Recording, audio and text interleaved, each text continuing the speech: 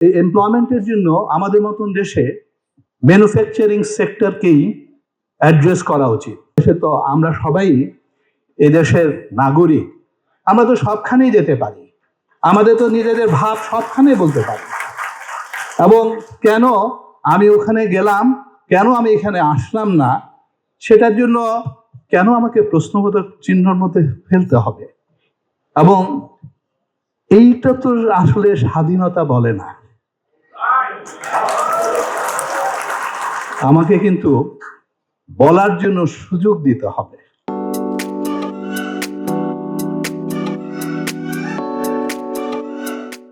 আমরা প্রত্যেকেই কিন্তু এই জিনিসটা আমাদের রাজনীতিবিদদের কাছে আশা করি এবং আমরা চাই। আমরা সেই ধরনের স্বাধীনতা চাই, আমরা সেই ধরনের একটা স্বস্তিবোধ বলেন এবং সুরক্ষা চাই।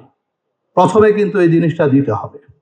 দ্বিতীয়ত, বাংলাদেশে ছোট্ট একটা দেশ, অনেকগুলো মানুষ, 118 কোটি মানুষ।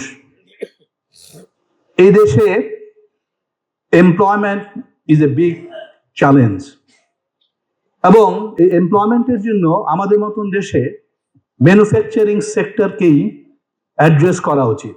সেই কিন্তু পারে সবচেয়ে বেশি জব ক্রিয়েট করতে, এবং সার্ভিস সেক্টর একেই কিন্তু ফলো করবে।